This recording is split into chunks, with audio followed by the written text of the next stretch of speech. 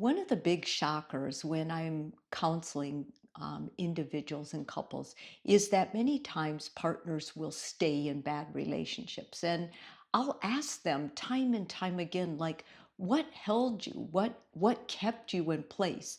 And they'll come up with things like lifestyle, or they felt like they would disappoint others and things like that. And that leads me to ask them, well, who did you confide in? Like, who did you talk to about it? And the answer is almost always no one. When you're in a bad relationship, it is very difficult to confide in anyone because you feel like you're disappointing them. You feel like you're stupid. Of course, you should have known this. And because so many other people may not like your partner, what ends up happening is you're always defending them. And the more you defend them, the more you change your thoughts. Like, they are good, they're misunderstood, and all this. When inside our gut and our mind knows this is toxic. So I want to encourage all of you in bad relationships who are really staying in it, afraid to confide in someone else, that the most important thing you can do today after hearing this video is just to begin to find one person you can trust, and remember, you need to talk to that person. Okay, so let's just go through some reasons. I think it's so imperative that you talk to someone if you're in a toxic relationship. It's a step to not only maybe get out of it, or maybe you're already out of it, but to let that person in your life a little bit. You have nothing to hide. You have nothing to be ashamed of. Anybody can date someone toxic and then feel like they have to stay in it for whatever reason, saving face. Maybe your parents like them, maybe something else is going on.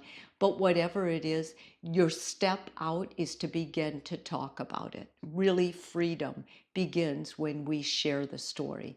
So remember that the people you're going to talk to love you. When someone loves you, they're not going to throw you under the bus or talk bad about you or gossip.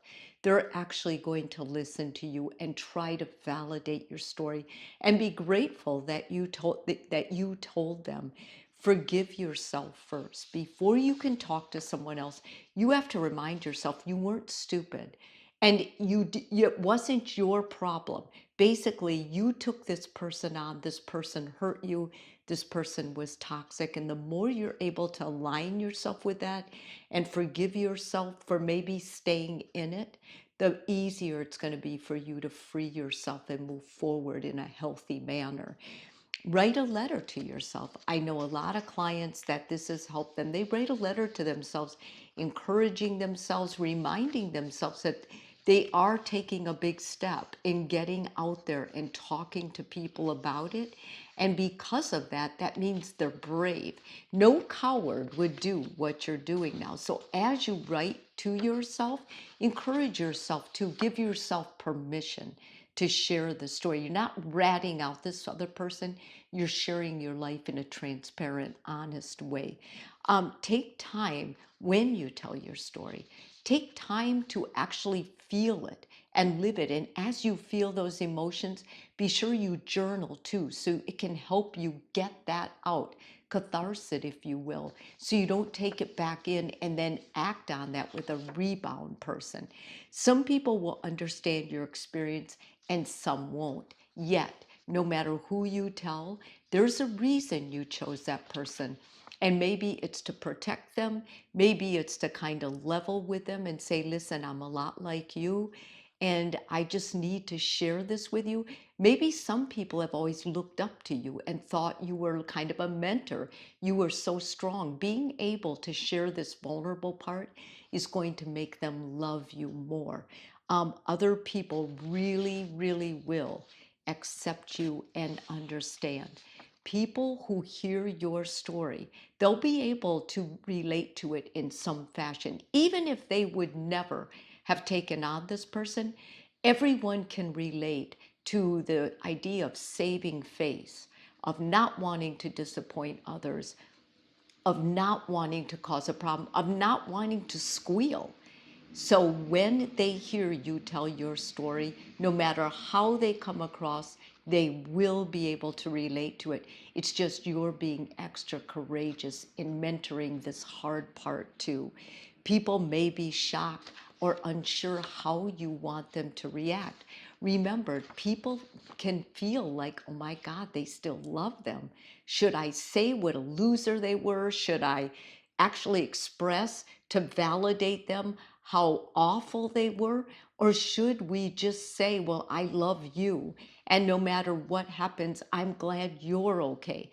People don't know, they're awkward with this. So if you don't quite get the reaction you expect, ask them. Be curious. You're already so brave. You put it out there.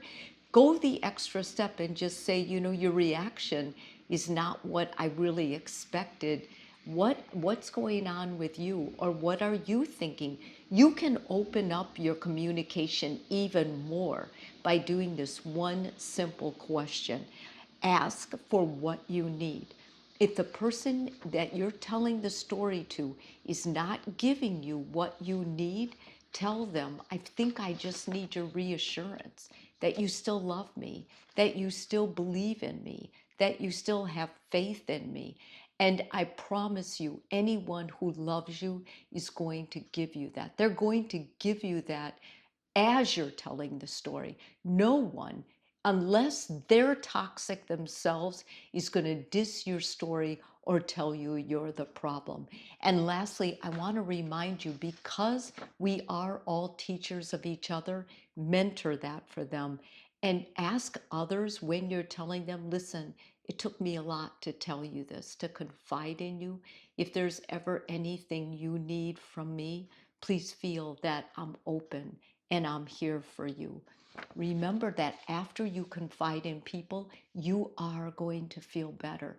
You're going to feel more real, more transparent, hopefully more loved. However, healing is not linear. So you may feel that way, that release immediate after, and then it may change a couple days after. Those old negative thoughts might come back to you. Oh my God, I shouldn't have told them, or whatever. Keep the faith. You did the right thing. The way to heal after a toxic relationship is to find at least one or two other people you can confide in so you can be honest about your journey. If this video is helpful for you, please subscribe. And if you're already a subscriber, thank you so much.